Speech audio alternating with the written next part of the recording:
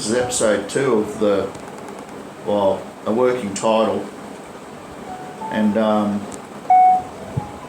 alright, we can't record that. We've got to go through this bollocks every time.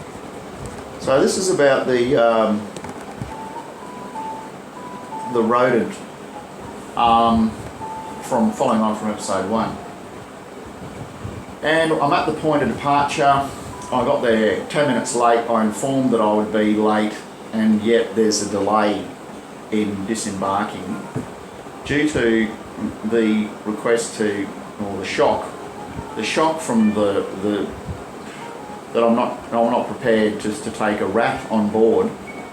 Travel south some 1,000 or 800 kilometres in the heat of the day, and without it even being mentioned. The presumption that this was all going to be fine is not, to my mind, anywhere near reasonable. So the onus then, the blame was firmly and squarely laid upon me as the provider of this service. Okay? I've arranged collection. I'm providing a delivery service for 2 children so they can go and see their father for his birthday and the school holidays as a gesture of goodwill to my fellow man. And upon arrival, I'm informed rather surreptitiously and deceptively that, there's a rat coming. That might have been pointed out a little earlier, and there's ample opportunity to say, hey, would it be okay to give me the option of saying, no, it's not okay, make your alternative arrangements. Were that to have been done, the child would have avoided unnecessary distress. Okay? The child would not have been exposed because the child would have known, had the expectation already well in advance that the rat's going to be transported independently, okay, through a service that's for that reason. Given the time, I well may have arranged it. I could have certainly done it given notice. However, it is grossly unfair and it's malicious. It's malicious to use the child in that circumstance to build as much negative pressure and to see whether or not the coercion and control can be, and the influence can be extended upon in this case, the friend of the father, to capitulate, run the risk of the rat dying in transit, and blame or make it the responsibility of the driver. This is bullshit, right?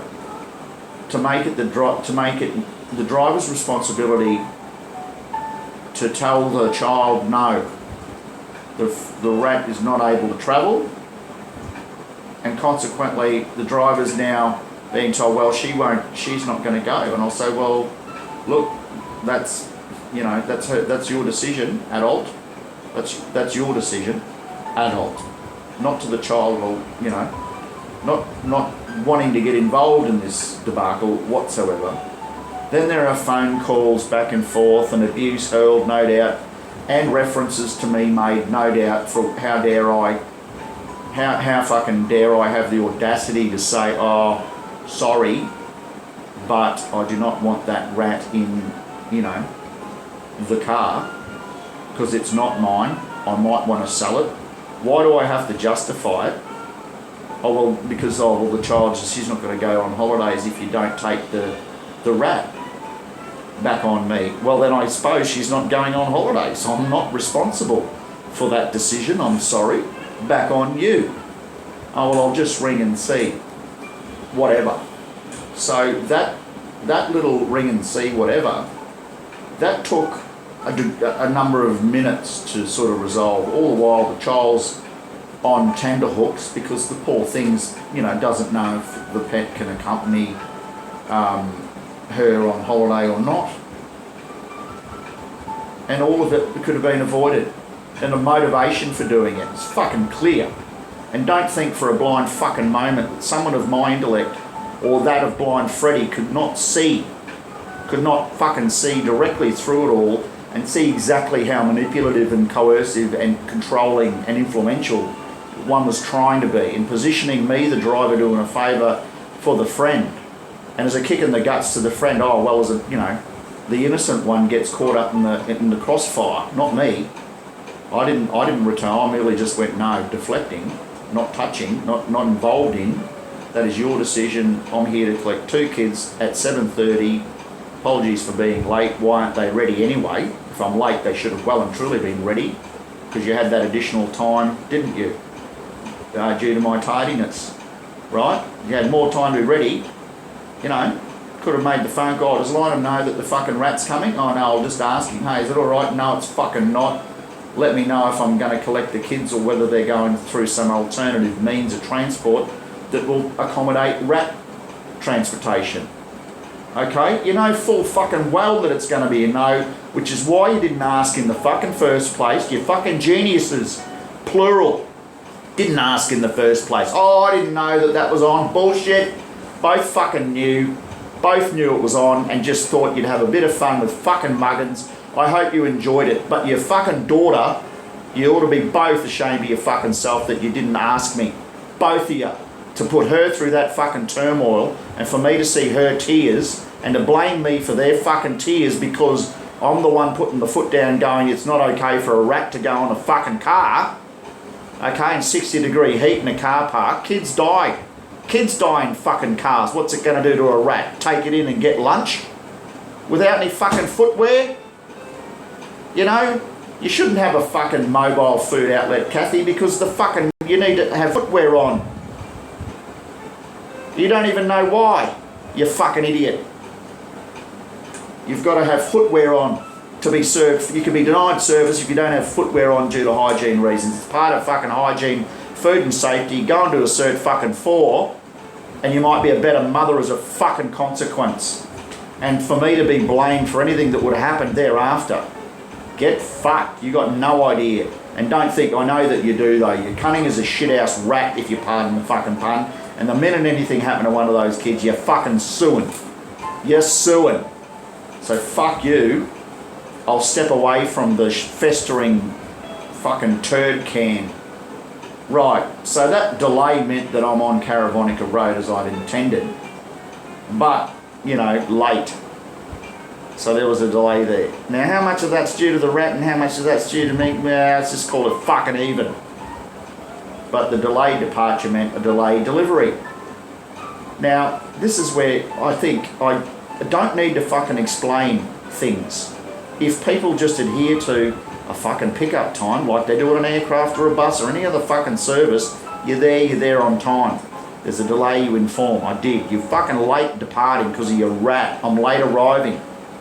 A late arrival means I'm exposed to a bunch of fucking risks in Australia, and it's a fucking space as the son of a father who had a fucking transport business for 15 fucking years through that district. I know the ground well.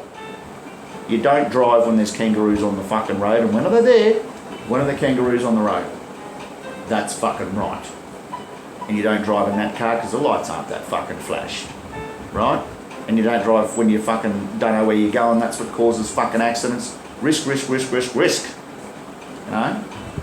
I should have had me fucking map of where the path was. That's my fault. But I did get the Google Maps out and I was navigating pretty well until the fucking battery ran out. And my phone crashed. So we navigate and we get there in one piece, but, you know, I'm fairly fucking strung out and I don't feel like eating. I pull in to grab some smokes because I've got to piss old mate off by bludgeoning his fucking smokes, you know. I don't really want to smoke, but whatever. I'm going to smoke and I'm going to drink because I'm there. Well, do I buy wine for the fucking lamb roast? He doesn't drink wine. I'll get a carton of beer. No, I fucking won't. Why not? Because he called you an alcoholic once. Oh, right, yeah. And I don't want to be pissing up and bringing beers into the fucking you know, I don't want to bring beers into a house where I don't know the flatmate might be an alcoholic, fucking, you know, might be a school night. I don't want to lose someone's job because they're on the piss partying with me. Not that that happens, but you know, it might. I don't want to rock the fucking boat by bringing beer in. I'll just, you know, I can do without beer. I'll just, yeah. So on the way, we're racking up an expense account before I get to the beer. And the whole point of this was really going to be, wasn't it, the fucking expense account thing. So I'll rattle off some receipts here. Some will relate to the job and others won't. So these are potentially, at least, I don't say that they necessarily are, but if they're, these receipts in the, if these receipts were incurred, oh fuck off, within that, you know, as part of that job, then I just want to quantify how much of a fucking good deed I've done here, right? And I want this for my own reference so that I never again, ever again, expose myself to this type of fucking bullshit, right? Ever again. Okay, so we've got Cannon Vale, right, sale, 45.6 litres at $1.30 something, 133.7. Okay, fuel, right, fuel 64.87.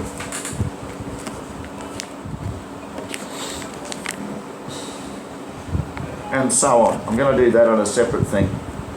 I'll end this episode. I'll pick it up in episode 3. And where are we at episode 3? The arrival. Okay. So I've covered the departure, and now we're on the arrival.